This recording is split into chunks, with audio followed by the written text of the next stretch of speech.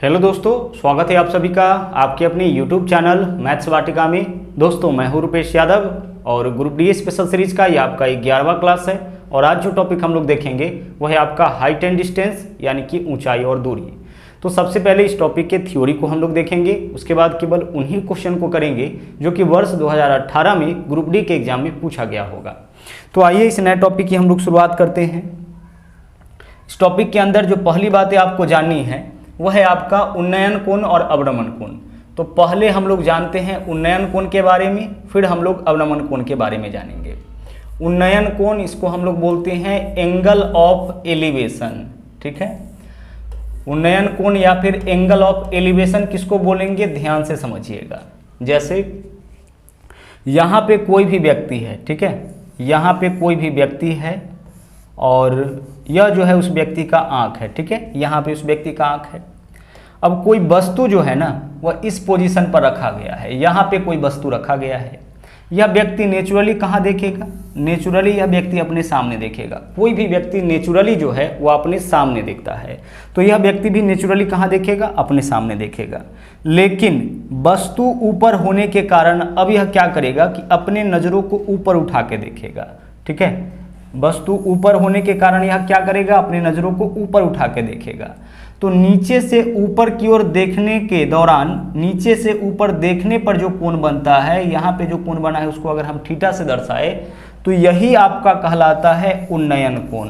ठीक है, नीचे से ऊपर की ओर देखने पर जो कोण बनता है वही आपका कहलाता है उन्नयन कोण, जिसको हम लोग बोलते हैं एंगल ऑफ एलिवेशन। जैसे मान लीजिए कि हम लोग ज़मीन पे है और टावर के शीर्ष को देख रहे हैं, तो ज़मीन से अगर टावर के शीर्ष को देखेंगे तो नीचे से हमें ऊपर की ओर देखना पड़ेगा।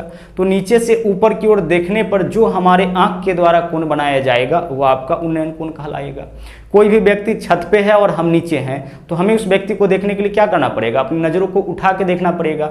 तो नीचे से ऊपर देखेंगे, तो जब भी हम नीचे से ऊपर की ओर देखेंगे तब हमारे द्वारा जो कोण बनाया जाएगा, हमारे आँख के द्वारा जो कोण बनाया जाएगा, यह आपका कहलाएगा उन्नयन कोण। ठीक है, अब चलते हैं अगला में।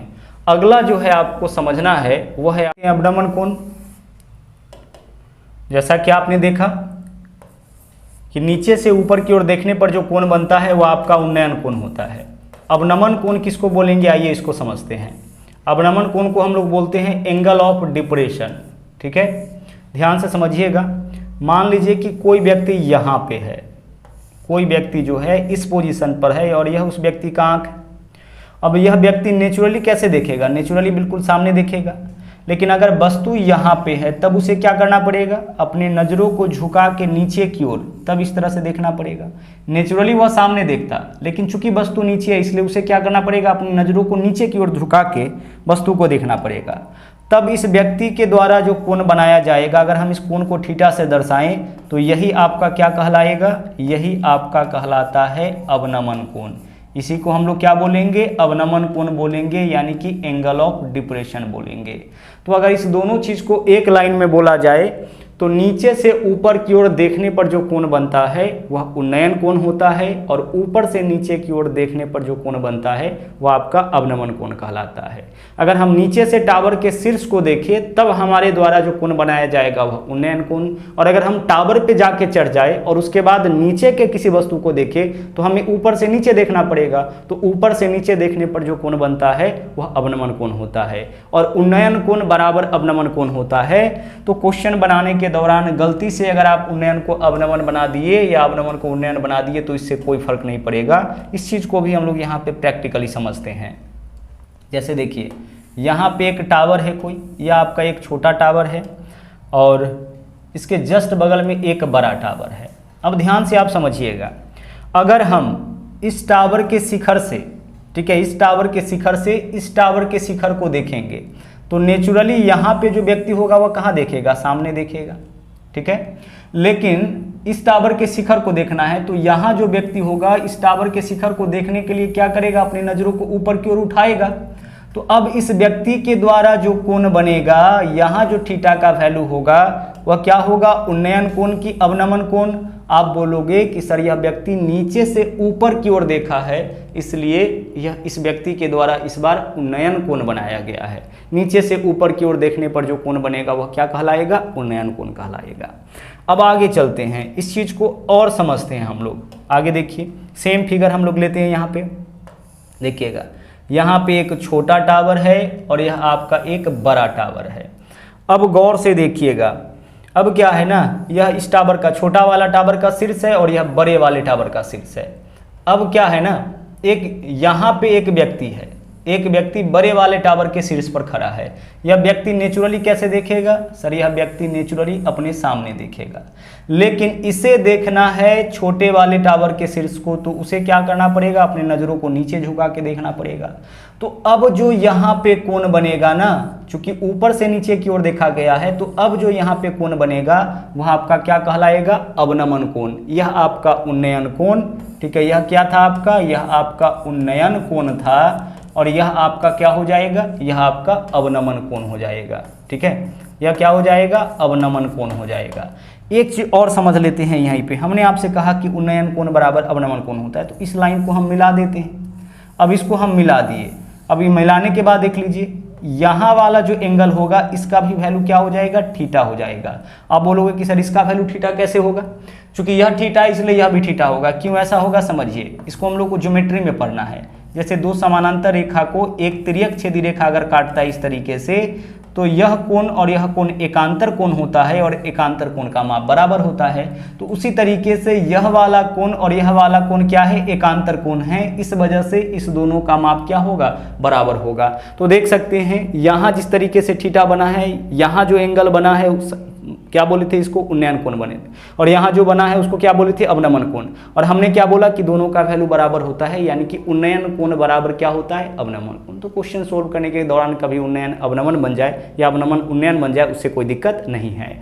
और दूसरा और इंपॉर्टेंट बात कि चाहे उन्नयन कोण बोलेगा या अवनमन कोण बोलेगा, कोण हम यहीं पे बनाएंगे, यहीं पे। ऊपर में आपको नहीं बताना है, जो भी कोण का माप दिया जाता है इसी वाले कोण का, नीचे वाले कोण का माप दिया जाता है, क्योंकि एक एंगल तो आपका फिक्स होता है। तो अभी हम लोग केवल दो चीजें समझे हैं कि उन्नयन कोण किसको बोलेंगे, अवनमन कोण किसको बोलेंगे, जो पूरी तरह से आपका क्लियर हो चुका होगा। नीचे से ऊपर देखेंगे तब जो कोण बनेगा उन्नयन कोण, ऊपर से नीचे देखने पर जो कोण बनेगा वह आपका अवनमन कोण। अब आगे चलते हैं, अब इसके कुछ और पॉइंट पे हम लोग चलते हैं जिससे हमें क्वेश्चन बनाने में आसानी हो। अब आगे देखिए, अगला जो है आपका जो हाइट एंड डिस्टेंस है वह आपका ट्रिग्नोमेट्री का पार्ट है, और ट्रिग्नोमेट्री जो है वह पूरी तरह से समकोण त्रिभुज पे निर्भर है।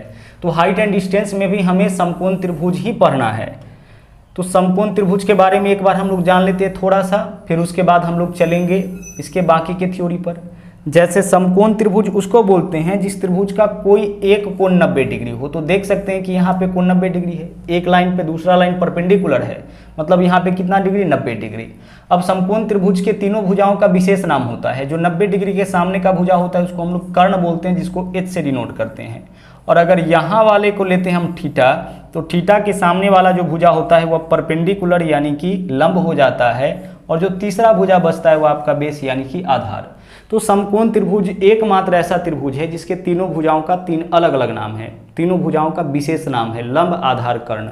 90 डिग्री के सामने वाला भुजा कर्ण, थीटा के सामने वाला भुजा लंब, और तीसरा जो भुजा बचेगा वह आधार। यह चेंज होते रहता है। अगर थीटा यहाँ पे लेंगे तो इसके सामने वाला भुजा लंब हो जाएगा, या तो कर्ण फिक्स है, तो बाकी का जो तीसरा होगा वह आपका आधार हो जाएगा, ठीक है। अब एक चीज तो कंफर्म हो गया कि समकोण त्रिभुज का जो एक कोण होगा, देखिए हमारे काम का चीज क्या है यहाँ पे, समकोण त्रिभुज का जो एक कोण होगा वह फिक्स होगा 90 डिग्री।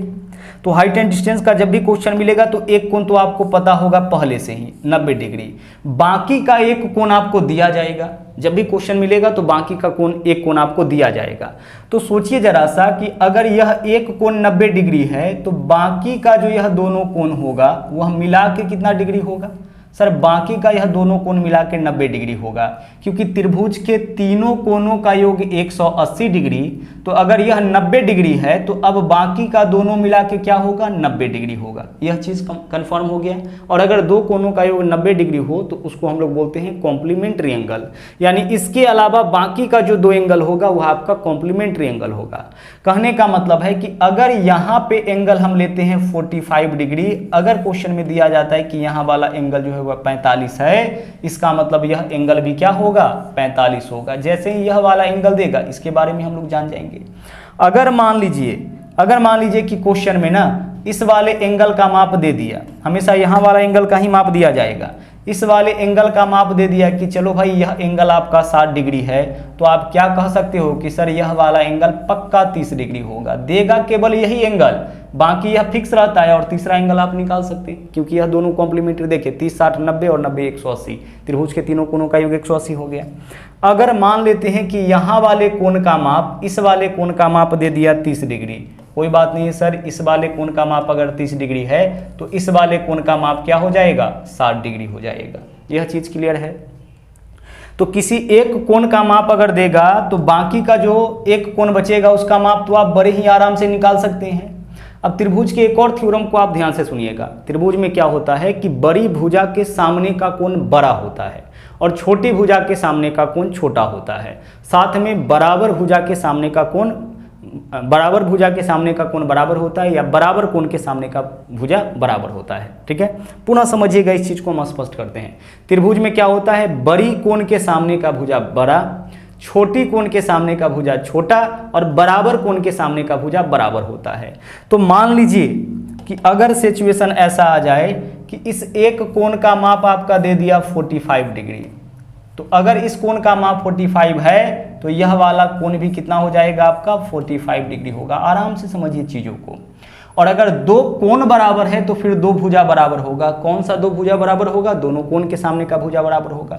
तो इस 45 के इसके सामने का भुजा कौन सा होगा, इस एंगल के सामने का भुजा यही है ना। तो इस एंगल के सामने का भुजा अगर हम x लेते हैं तो इस एंगल के सामने का भुजा भी क्या होगा, x होगा। कहने का मतलब है कि केस अगर 45 डिग्री का हो ना, उस केस में लंब बराबर क्या होगा, आधार होगा। अगर केस 45 डिग्री का, कोई एक कोण 45 डिग्री दे दे, उस केस में जितना लंब होगा उतना ही आधार होगा। तो अगर लंब दे देगा वही आधार हो जाएगा, अगर आधार दे देगा वही क्या होगा, लंब होगा।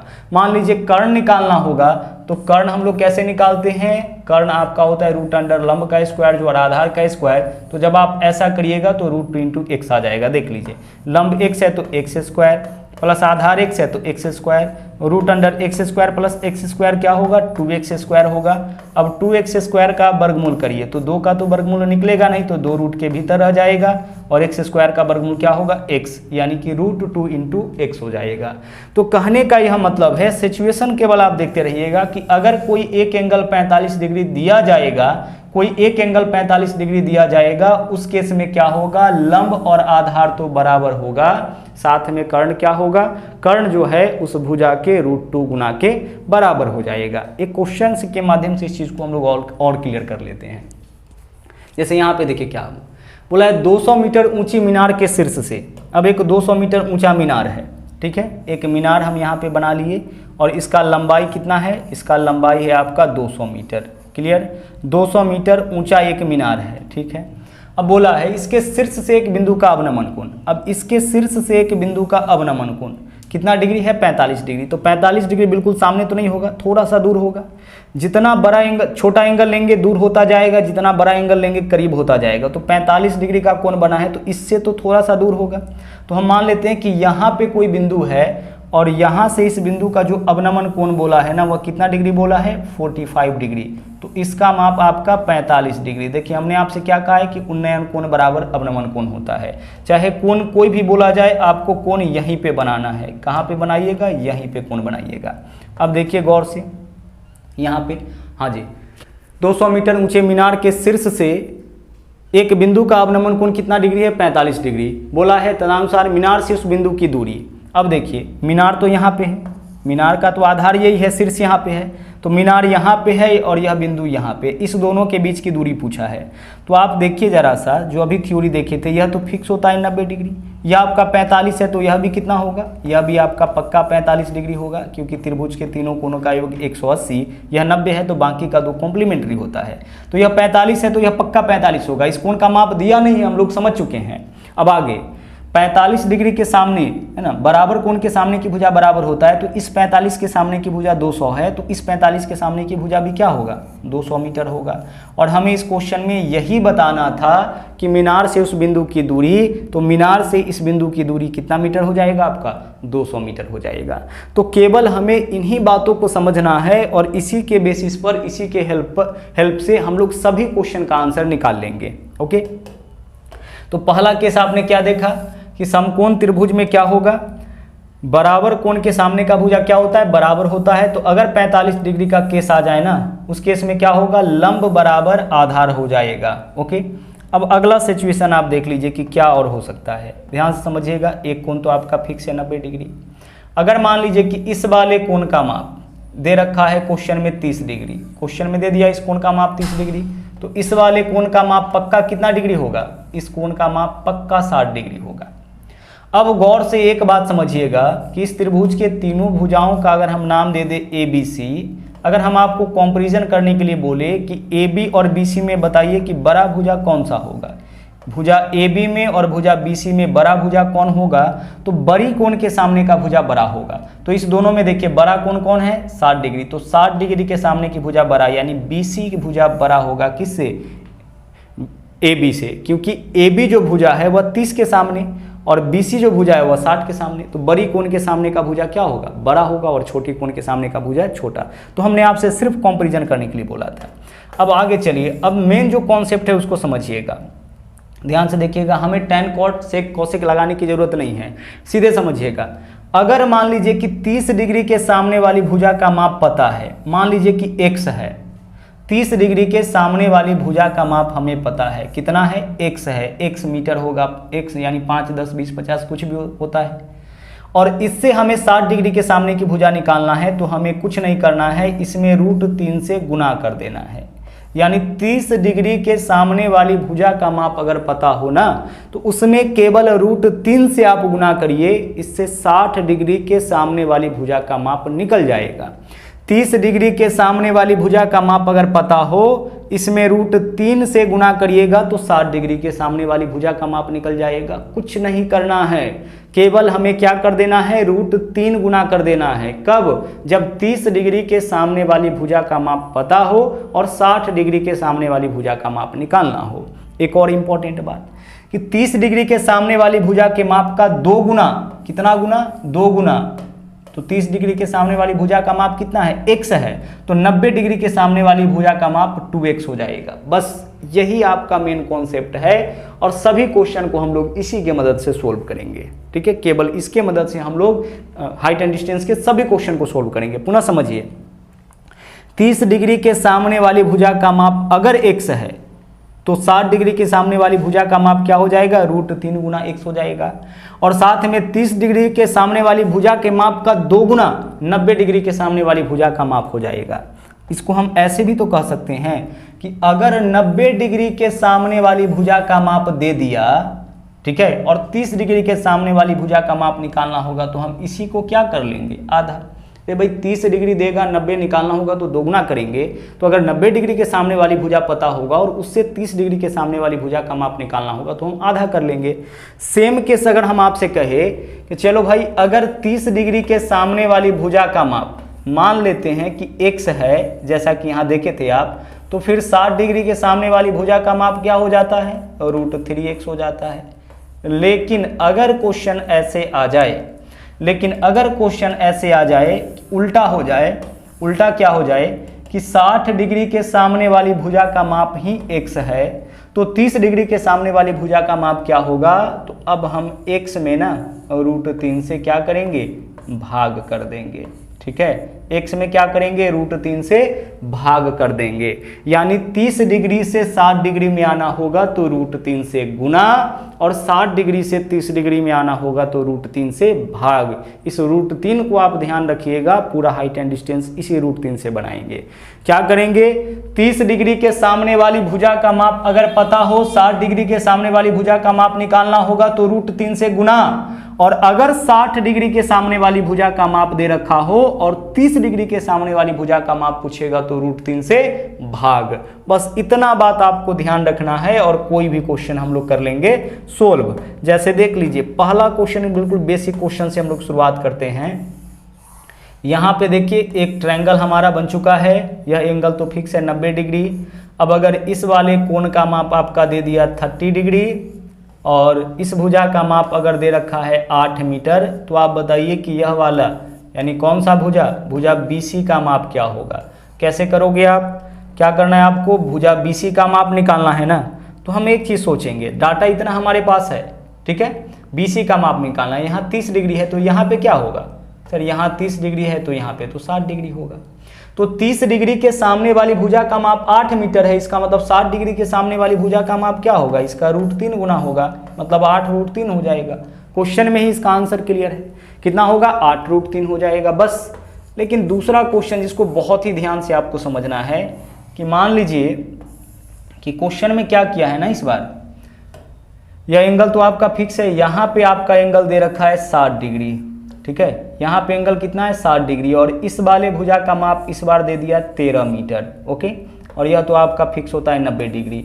अब आपको निकालना है भुजा BC का माप क्या होगा इतने डाटा से। अब एक चीज़ देखो आप, यहाँ पे यह 60 डिग्री है, मतलब यहाँ पे फिक्स होगा कितना, 30 डिग्री, क्योंकि एंगल तो कॉम्प्लीमेंट्री होता है, यह 60 है तो यहाँ 30 होगा। यह चीज़ तो पक्का है, त्रिभुज के तीनों कोणों का योग 180। अब इस बार क्या है, इस बार 60 के सामने की भुजा का माप दे रखा है और हमें 30 के सामने की भुजा का माप निकालना है। तो 60 से 30 के सामने की भुजा निकालने के लिए क्या करते हैं हम लोग, √3 से भाग करते हैं, यानी 13/√3 आंसर होगा। इस दोनों चीज को ध्यान से समझिएगा, 30 से 60 में जाने के लिए √3 से गुना और 60 से 30 में आने के लिए √3 से भाग करेंगे। वैसे भी देख लीजिए, 60 डिग्री बड़ा है, 30 डिग्री छोटा है, तो छोटका से बड़का में जाना होगा तो √3 से गुना, बड़का से छोटका में आना होगा तो √3 से भाग। और अगर 30 डिग्री के सामने का भुजा पता है ना, तो 90 के सामने का कैसे निकालेंगे, जैसे देखिए 30 के सामने का भुजा कितना है, 13/√3, इसी को 2 गुना कर दीजिए, 26/√3, यह किसके सामने का भुजा हो जाएगा, 90। हमेशा 30 के सामने वाली भुजा का 2 गुना होता है 90 डिग्री के सामने की भुजा, तो 90 डिग्री के सामने की भुजा कितना हो जाएगा, 26√3। कभी कभी इसका भी जरूरत हो जाता है। तो जो मेन चीज था उसको आप समझ चुके हैं। अब 1-2 बातें और आपको समझानी है। यहाँ पे देखिए, जैसे √3 से भाग हम लोग कैसे करते हैं, जैसे मान लीजिए कि 12/√3 करना है। अब कभी कभी यहाँ पे आके आप अटक जाओगे कि भाई 12/√3 का मान क्या होगा, तो 12/√3 का मान वास्तव में 4√3 होता है। अब कैसे 4√3 होता है इसको हम लोग समझते हैं कि भाई 12 में √3 से भाग कैसे लग गया। तो हम 12 के लिए क्या ऐसे लिख सकते हैं, 4 गुना √3 गुना √3। हाँ सर, 12 के लिए तो इतना लिखा जा सकता है क्योंकि 4 गुना 3 12 होता है, और 3 के लिए 2 बार √3 तो लिखा जा सकता है क्योंकि √3 गुना √3 3 और 3 चौके 12। अब सोचिए 12 के लिए आप इतना लिखे हैं, अब अगर आप इसमें √3 से भाग करिएगा तो इससे तो यह कैंसिल हो ही जाएगा, क्या बचेगा, 4√3 बचेगा। उसी तरीके से अगर हम आपसे कहे कि भाई 21 में अगर हम √3 से भाग करेंगे तो क्या बचेगा, तो 21 में अगर आप √3 से भाग करिएगा तो क्या बचेगा, 7√3 बचेगा, क्योंकि 21 के लिए 7 गुना √3 लिखेंगे, 1 √3 से 1 √3 कैंसिल हो जाएगा, यानी क्या बचेगा आपका, केवल √3। उसी तरह से अगर हम आपसे कहे कि 18 में अगर √3 से भाग करेंगे तो क्या होगा, तो 18 में 3 से भाग करने पर क्या होता है, 6, यानी कि 6√3 हो जाएगा। अगर आपसे हम कहे कि 15/√3 का मान क्या होगा, आप बोलोगे कि सर 15/√3 का मान ना 5√3 हो जाएगा। यानी √3 से भाग करने में आपको कहीं परेशानी नहीं होना चाहिए, क्योंकि आगे क्वेश्चन में इस तरीके का हम लोग उपयोग करेंगे। अब आ जाइए क्वेश्चन में आते हैं। एक क्वेश्चन तो कर लिए हैं, दूसरे क्वेश्चन में चलते हैं। बोला है एक पेड़ आंधी में टूट गया, उस पेड़ का शीर्ष भूतल से 30 डिग्री के कोण पे टिका हुआ है। एक पेड़ जो है आंधी में टूट गया। अब देखो, यह आपका कोई पेड़ है, ठीक है, इस तरीके से पेड़ था, पूरा ऊपर भी था, यहाँ तक पेड़ था, लेकिन इस बिंदु से पैर क्या हुआ है, टूट गया है। अब यह आपका पैर का जड़ है यानी तल है, इस बिंदु से पैर टूट गया है। अब टूटेगा तो क्या होगा, इस तरीके से गिरेगा। दोनों में से किसी तरफ गिरा सकते हैं, चलिए हम इस तरफ गिरा लेते हैं। अब यह पैर जो है टूट के गिर गया है। अब गिरा है तो क्या हुआ है कि भूतल से 30 डिग्री के कोण पर टिका हुआ है और जड़ से 30 मीटर की दूरी पर। यह जो है ना, जड़ से कितनी दूरी पर, 30 मीटर की दूरी पर। इसका जो शीर्ष था वह जड़ से 30 मीटर की दूरी पर, कितना मीटर की दूरी पर, 30 मीटर की दूरी पर जा करके और कितना डिग्री का कोण बनाते हुए, धरती के साथ जो है जमीन के साथ 30 डिग्री का कोण बनाते हुए गिर गया है। एक पैर आंधी में टूट गया, यह पैर का ही पार्ट है, देख लीजिए। इसको सीधा करेंगे तो पैर पूरा निकल, पैर का ऊंचाई निकल जाएगा। यह क्या हुआ है, इस पार्ट से टूट के इस तरीके से गिर गया है। अब यह पैर का शीर्ष है, शीर्ष जो है इसके जड़ से 30 मीटर की दूरी पर 30 डिग्री का कोण बनाते हुए गिरा है। अब पूछा है उस पैर की ऊंचाई क्या होगी, हमें इसका माप बताना है। अब ध्यान से आप समझना एक बात, यहाँ देखिएगा, यह एंगल तो फिक्स है भाई 90, यह 30 है, तो यह वाला एंगल क्या होगा, यह वाला एंगल आपका 60 डिग्री होगा। अब 30 डिग्री के इस बार देखिए क्या है, 60 के सामने की भुजा 30, 60 डिग्री के सामने की भुजा 30 मीटर, तो 30 के सामने की भुजा 30/3 यानी 10√3 होगा। समझना आप इसको, क्या है इस बार 60 डिग्री के सामने का भुजा 30 है और हमें क्या पता करना है, 30 डिग्री के सामने की भुजा, तो √3 से भाग करेंगे, √3 से 30 में भाग करिएगा, क्या बचेगा 10√3। आगे देखिए इसके सामने की भुजा निकल गया, यानी कि पैर का यहाँ पे देखिए जिस पार्ट से टूटा है उतना का ऊंचाई निकल गया। अब आगे देखिए कि 30 के सामने की भुजा 10√3 है, तो 90 के सामने की भुजा इसका 2 गुना होगा, यानी कितना हो जाएगा 20√3, यही तो होगा। 30 के सामने वाली भुजा के माप का 2 गुना 90 के सामने वाली भुजा का माप। हमें बताना है पैर की ऊंचाई, तो इतना भाग से टूटा है, शेष भाग तो यह है, इसको सीधा करेंगे तभी पैर की ऊंचाई निकलेगा ना, यानी पैर की ऊंचाई क्या होगा 10√3 मीटर यह वाला, साथ में जितना भाग टूटा हुआ है यानी 10√3 प्लस 20√3 यानी कि 30√3। आंसर कौन सा विकल्प हो जाएगा, आंसर आपका विकल्प बी हो जाएगा। बिल्कुल वही मेथड से क्वेश्चन को सोल्व किए जो अभी आप सीखे हैं, ठीक है। चलिए आगे बढ़ते हैं, देख लीजिए एक क्वेश्चन आपको यह भी मिलेगा, इसको डायरेक्ट हम लोग सोल्व करते हैं। किसी टावर के आधार से 36 मीटर और 64 मीटर की दूरी पर उसी रेखा में स्थित 2 बिंदुओं से उस टावर के शीर्ष का उन्नयन कोण परस्पर पूरक है, तो टावर की ऊंचाई क्या होगी। ये एक डिफरेंट क्वेश्चन है। अब हमसे क्या पूछा है, टावर की ऊंचाई, तो ऐसे क्वेश्चन में टावर की ऊंचाई बराबर फॉर्मूला हम लोग लगाते हैं √AB, बस टावर का ऊंचाई निकल जाता है। लेकिन ध्यान रखिएगा कब, जब उन्नयन कोण बोला जाए पूरक है। अब ए के जगह जो पहली दूरी दे रखा है 36 मीटर और बी के जगह जो दूसरी दूरी दे रखा है 64 मीटर, √36 गुना 64 करिए, 36 का वर्गमूल 6 होगा, 64 का वर्गमूल 8 होगा, 6 8 कितना हो जाएगा 48, यानी कि उस टावर का जो ऊंचाई होगा वह आपका 48 मीटर होगा। तो जब भी ऐसा क्वेश्चन आए कि परस्पर पूरक है, उस केस में ऊंचाई बराबर क्या करिएगा √AB, √AB ए के जगह पहली दूरी, बी के जगह दूसरी दूरी, इससे आपको उस पैर की ऊंचाई निकल जाएगा। तो जब भी ऐसा क्वेश्चन आए कि 2 एंगल परस्पर पूरक हो तो आप सीधे इस तरीके से इसे सोल्व कर लीजिएगा। आगे बढ़िए, अगले क्वेश्चन को देखिए, बोला है 18 मीटर ऊंची एक मीनार से एक बड़ी इमारत के शीर्ष का उन्नयन कोण 45 डिग्री। 18 मीटर ऊंची एक मीनार, तो एक मीनार हम बना दिए। अब यह जो मीनार है इसका ऊंचाई कितना है, इसका ऊंचाई आपका 18 मीटर है। इस मीनार का ऊंचाई कितना मीटर, 18 मीटर। अब बोला है कि इस मीनार से एक बड़ी इमारत, यानी एक इमारत है इसके जस्ट बगल में जो बड़ा इमारत है, चलिए बना दिए।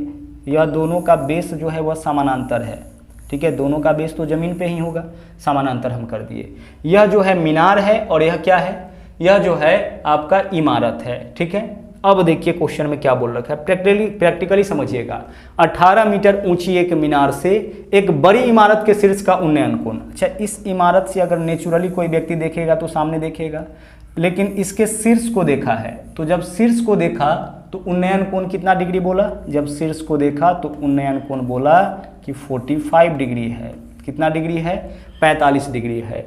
आगे बोला है उसी इमारत के तले का अवनमन कोण, इसी बिंदु से इस इमारत के तल का, इमारत तो यही है ना, यह इमारत का शीर्ष है और यह इमारत का तल है, इसके तल का जो अवनमन कोण है वह 60 डिग्री। यहाँ वाला एंगल कितना दे रखा है, 60 डिग्री। देख लीजिए ऊपर से नीचे देखा ऊपर से नीचे देखा तो अवनमन कोण, और नीचे से ऊपर देखा तो उन्नयन कोण, दोनों कोण इस बार आ गया है। इस टावर के शीर्ष से बड़े टावर के शीर्ष को देखेंगे उन्नयन कोण, और इस टावर के शीर्ष से बड़े टावर के तल को देखेंगे तो अवनमन कोण बन जाएगा। उससे कोई फर्क नहीं पड़ता है। अवनमन कोण हम यहाँ पे बनाते, इससे बेहतर है कि यहाँ बना दिए। एंगल हमेशा यहीं पे बनाइएगा, देख लीजिए इस पोजीशन पे, 90 के जो सामने वाला पोजीशन है वहाँ पे, यहाँ पे मत बनाइएगा। अब आगे इस क्वेश्चन को सोल्व करते हैं। बोला है इमारत की ऊंचाई, तो इमारत की ऊंचाई तो ए बी जो है यही तो इमारत है ना। ए बी क्या है आपका, इमारत है। इसको ले लिए सी, इस पॉइंट को ले लिए डी, और इस पॉइंट को हम लोग ले लिए ई। अच्छा एक चीज़ आप समझना यहाँ पे कि डी सी आपका 18 मीटर है, तो यह भी कितना होगा, यह भी आपका 18 मीटर ही होगा। यह 18 है तो यह भी कितना होगा, 18। अब हम लोग इस त्रिभुज में चलते हैं, ध्यान से देखिएगा। बी सी डी में चलिए, यह 60 डिग्री है तो यह पक्का कितना होगा, 30 डिग्री होगा। अरे यह 60 डिग्री है तो यह 30 डिग्री, कॉम्प्लीमेंट्री होता है ना 30।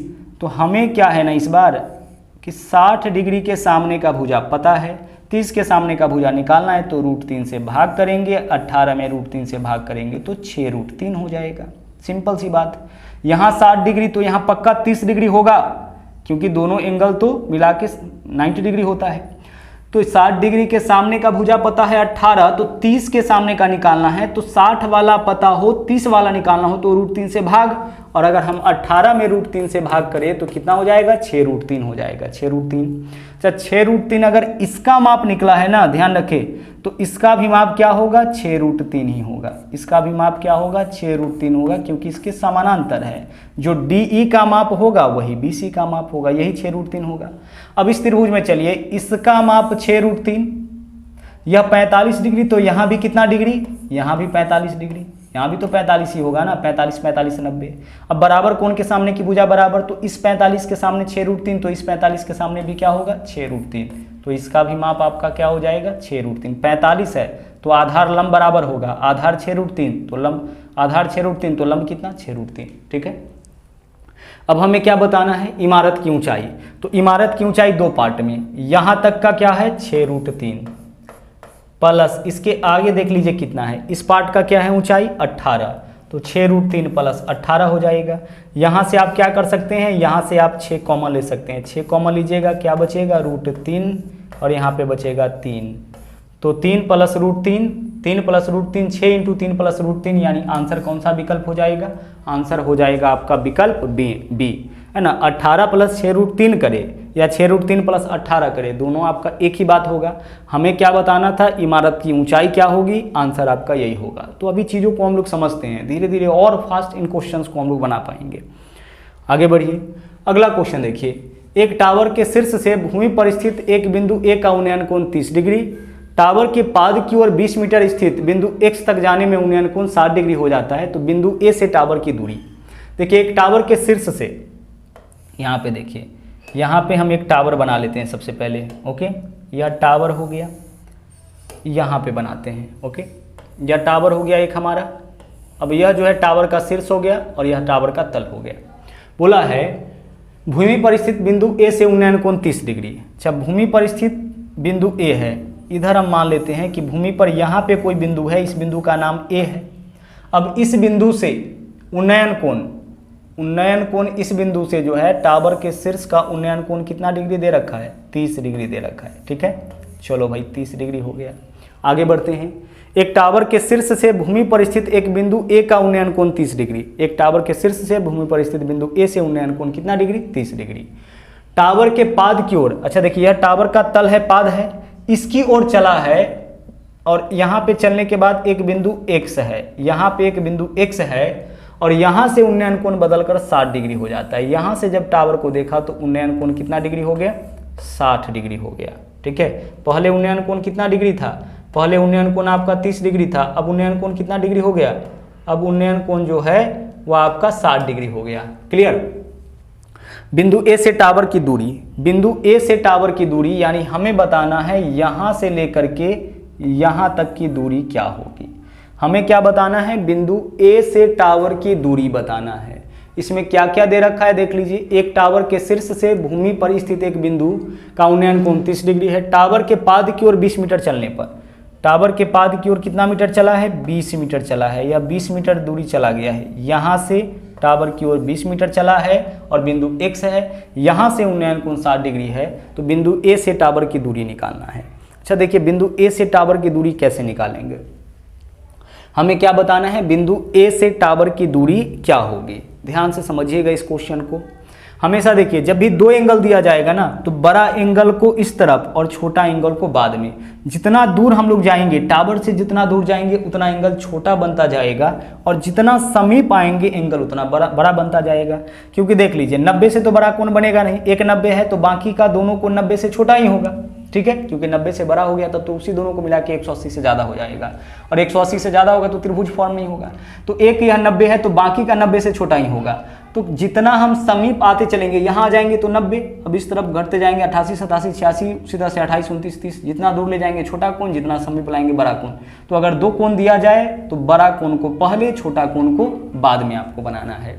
अब A से टावर की दूरी निकालना है। देखिएगा, A से टावर की, बिंदु A से टावर की दूरी हम कैसे निकालेंगे, इस चीज़ को आप ध्यान से समझिएगा। सबसे पहले यह जो दूरी दे रखा है ना, दो एंगल के बीच की दूरी निकालने के लिए एक फॉर्मूला हम लोग यूज करेंगे, D बराबर H into cot theta 1 minus cot theta 2।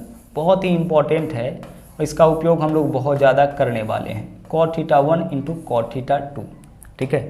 D बराबर दो एंगल के बीच की दूरी, दो कोण अगर दिया जाए उस दोनों के बीच की दूरी दिया जाए या पूछे, उसको हम लोग किससे डिनोट करेंगे, D बराबर H यानी टावर की ऊंचाई, मीनार की ऊंचाई, बराबर cot theta 1 minus cot theta 2, यानी जो दोनों एंगल देगा उसको हमें घटा लेना है। अब इस क्वेश्चन में D का वैल्यू दे रखा है, कितना है, 20 है, तो 20 बराबर H इंटू कॉट थीटा 1, तो एक एंगल 30 डिग्री, एक 60, तो कॉट 30 का मान कितना होता है, √3 होता है, माइनस कॉट 60 का मान क्या होता है, 1/√3 होता है। इसमें हमेशा छोटा एंगल पहले, बड़ा एंगल बाद में, नहीं तो नेगेटिव वैल्यू आ जाएगा, ठीक है। तो पहले 30 डिग्री फिर 60 डिग्री, कॉट 30 का मान √3, कॉट 60 का मान 1/√3। यहाँ से H का देख लीजिए वैल्यू आ जाएगा, 20 बराबर H इंटू, इसका कैलकुलेशन करिए, √3 से √3 में गुना 3 माइनस 1 2, 2/√3, भिन्न का घटाव किए कितना आ गया, 2/√3 आ गया। अब ऊपर से ऊपर वाला कैंसिल होगा, काट लीजिए, 2 से काटेंगे 20 को, 10 दूना 20, क्रॉस मल्टीप्लिकेशन, तो 10√3, यही वैल्यू किसका होगा, यही वैल्यू H का होगा। तो H निकल गया, यानी टावर का ऊंचाई निकल गया। टावर का ऊंचाई कितना निकल गया है, 10√3 मीटर, ठीक है। टावर का ऊंचाई कितना निकल गया है, 10√3 मीटर।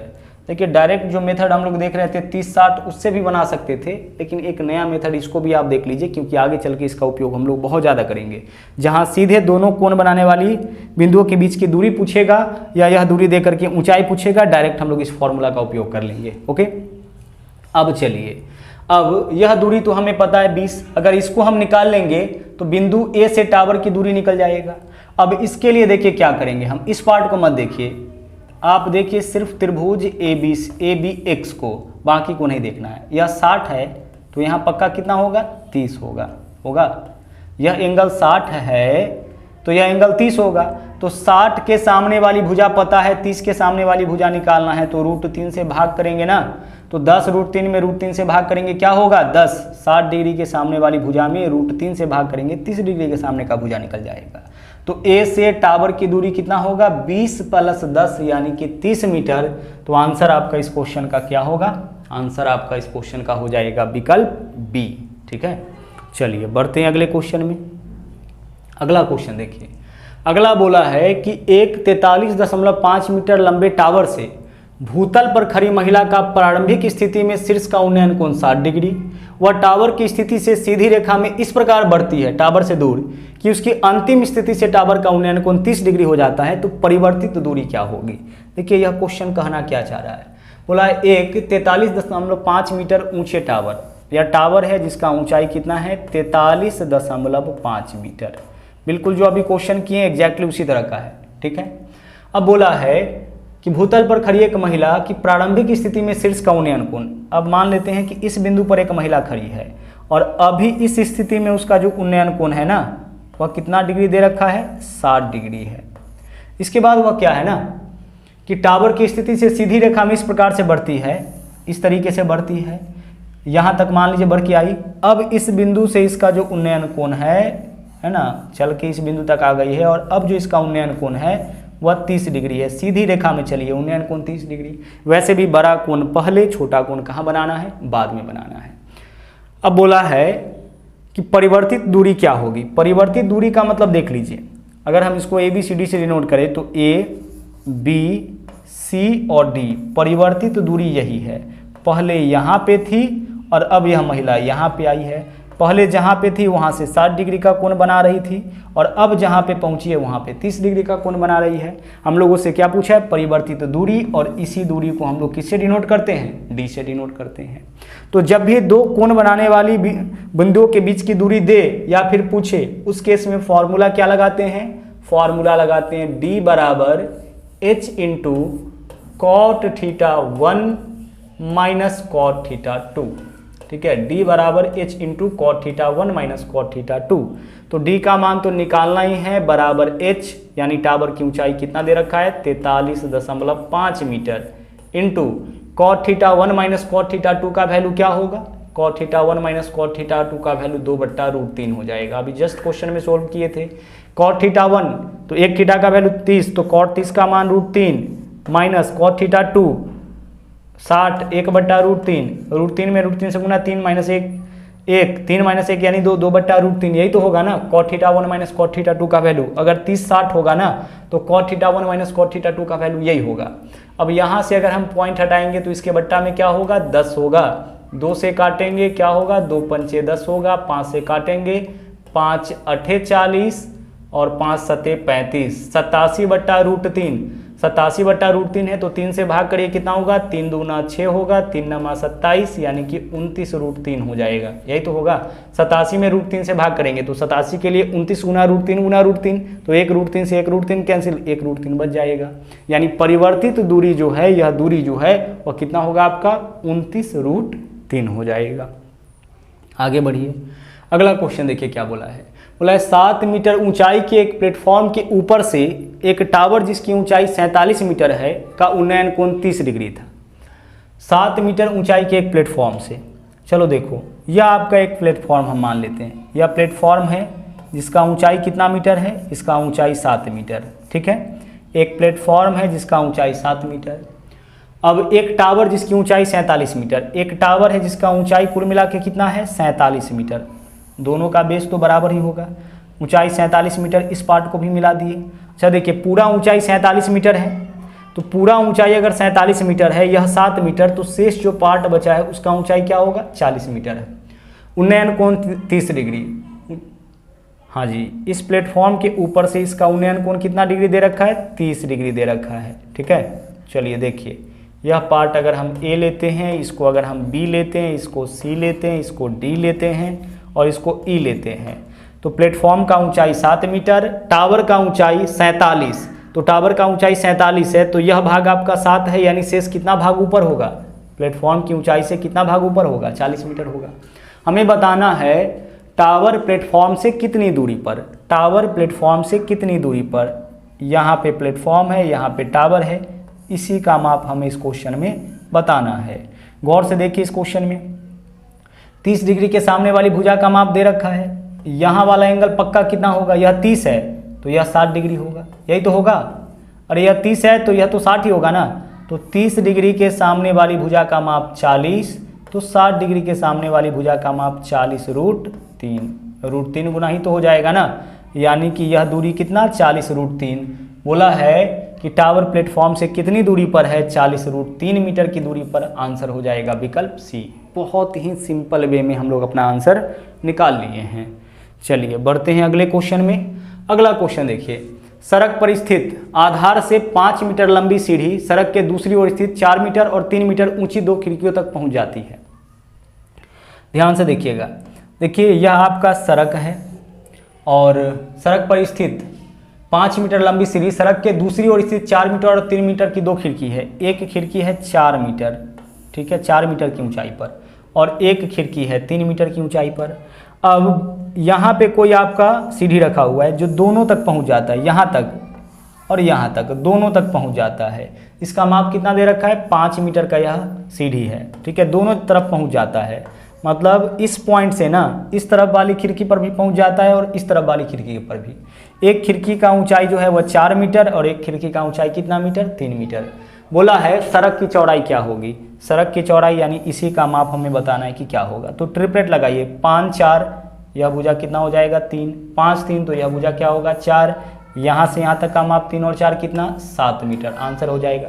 3 4 5 का ट्रिपलेट होता है ना, तो 4 5 है तो यह 3 होगा, 3 5 है तो यह 4 होगा। हमें इसी का माप पूछा था, तो 3 + 4 यानी कितना हो जाएगा, यह आपका 7 हो जाएगा। ठीक है, आगे चलिए। अगला क्वेश्चन है, एक टावर के शीर्ष से भूमि पर स्थित एक बिंदु ए का उन्नयन कोण 30 डिग्री, टावर के पाद की ओर 20 मीटर स्थित बिंदु X तक जाने पर उन्नयन कोण बदलकर 60 डिग्री हो जाता है, तो बिंदु A से टावर की दूरी क्या होगा। टावर के पाद से 20 मीटर की स्थिति देख लीजिए, यहाँ पे क्वेश्चन बिल्कुल वैसा ही जो अभी हम लोग सोल्व किए थे। एक टावर के शीर्ष से भूमि पर स्थित बिंदु A से उन्नयन कोण 30 डिग्री, भूमि पर स्थित बिंदु A, यहाँ से उन्नयन कोण कितना डिग्री है, यहाँ से उन्नयन कोण आपका 30 डिग्री है, 30 डिग्री है।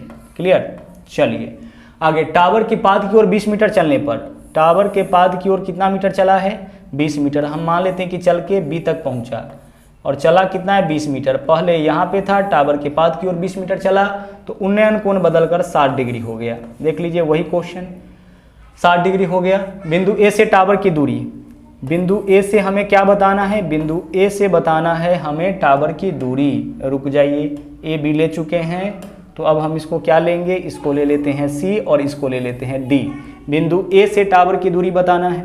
पहला काम यहाँ पे देखिए, D दे रखा है ना, तो D बराबर, D कितना हो जाएगा, B बराबर H into cot theta 1 minus cot theta 2 करेंगे, यही वैल्यू आएगा ना, इससे H का मान निकल जाएगा। जब भी दो एंगल बनाने वाले पॉइंट के बीच की दूरी दे और टावर की ऊंचाई निकालना हो, या टावर की ऊंचाई दे करके एंगल बनाने वाली दोनों पॉइंट के बीच की दूरी निकालना हो, तो फॉर्मूला यही लगाएंगे, D बराबर H cot theta 1 minus cot theta 2।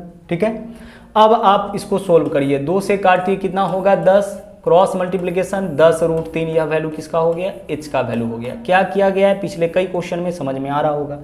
तो यह आपका कितना हो गया 10√3। अब इसका माप 10√3 हो गया। अब इस वाले ट्रायंगल में चलिए, इस वाले में त्रिभुज CBD में यह 60 है, तो यह पक्का कितना होगा 30 डिग्री होगा। अब देखिए आपके पास क्या है, 60 डिग्री के सामने का भुजा पता है, 30 के सामने का भुजा निकालना है, तो √3 से भाग करेंगे। 10√3 में √3 से भाग करेंगे, कितना हो जाएगा 10। तो बिंदु A से टावर कितनी दूरी पर, 20 और 10 30 मीटर की दूरी पर। लग रहा है यह क्वेश्चन आपका रिपीट भी हुआ है, पहले भी स्टार्टिंग में भी इस क्वेश्चन को हम लोग देख चुके हैं। तो आंसर हमारा क्या हो जाएगा इस क्वेश्चन का, आपका 30 मीटर हो जाएगा। आगे बढ़ते हैं, अगला क्वेश्चन देखिए। मंच के ऊपर से 50√3 मीटर की दूरी पर टावर के शीर्ष से उन्नयन कोण 30 डिग्री। देखिए मंच के ऊपर से 50√3 मीटर की दूरी पर, देखिए यहाँ पे एक मंच हो गया। अब इस मंच से जो है ना वह कितनी दूरी पर, 50√3 मीटर की दूरी पर। मंच से 50√3, यह दूरी कितना है 50√3। 50√3 मीटर की दूरी पर स्थित एक टावर के शीर्ष का उन्नयन कोण, मंच के ऊपर से, यहाँ से नेचुरली तो सामने देखेगा। अब मंच के ऊपर से टावर के शिखर का उन्नयन कोण सीधा बिल्कुल बनाइएगा। कितना डिग्री दे रखा है, यह आपका दे रखा है 30 डिग्री। आगे देखिए, इसके अलावा बोला यदि टावर की ऊंचाई 60 मीटर, टावर की ऊंचाई कितना 60 मीटर, तो टावर की ऊंचाई यानी पूरा यहाँ से लेकर के यहाँ तक 60 मीटर है। पूरा यहाँ से लेकर के यहाँ तक कितना मीटर है, आपका 60 मीटर है। टावर की ऊंचाई पूरा ऊपर से लेकर के नीचे तक 60 मीटर है। तो बोला है मंच की ऊंचाई क्या होगी, हमें इसका माप बताना है कि क्या होगा। अब ध्यान से एक चीज़ समझिएगा, यह वाला पार्ट आपका 50√3 है, तो यह समानांतर है, तो यह भी आपका 50√3 होगा। अब 50√3, यहाँ एंगल 30 डिग्री है, तो यहाँ एंगल कितना डिग्री होगा 60 डिग्री। अब सोचिए जरा, 60 डिग्री के सामने का भुजा पता है, 30 के सामने का भुजा निकालना है, तो √3 से भाग। तो 60 डिग्री के सामने की भुजा 50√3, तो 30 डिग्री के सामने की भुजा 50√3/3 यानी कितना 50 मीटर। तो यहाँ से लेकर के यहाँ तक का माप 50 होगा। 60 के सामने वाली भुजा में √3 से भाग करेंगे तो 30 के सामने वाली भुजा, तो 60 के सामने वाली भुजा 50√3, इसमें √3 से भाग करिए 30 के सामने वाली भुजा, तो इसका माप कितना हो जाएगा आपका 50 मीटर। बोला टावर की ऊंचाई, तो मंच की ऊंचाई क्या होगी। अब यहाँ से लेकर के यहाँ तक 60 है, जिसमें यहाँ से लेकर के यहाँ तक 50 निकला आपका, यानी शेष पार्ट जो बचा हुआ क्या है 10। यही जो है वह आपका क्या है, यही आपका ऊंचाई है किसका, मंच का। तो मंच का ऊंचाई कितना मीटर हो जाएगा, मंच का ऊंचाई आपका 10 मीटर हो जाएगा। तो कुल मिला के इसी टाइप का क्वेश्चन आपका ग्रुप डी के अंदर पूछा गया था, आगे भी इसी तरह का क्वेश्चन आएगा भी। तो आज हम लोगों ने हाइट एंड डिस्टेंस को देखा, इसके बाद पुनः मिलेंगे हम लोग अगले क्लास में फिर से किसी नए टॉपिक के साथ। तो मिलते हैं अगले क्लास में। थैंक यू, जय हिंद।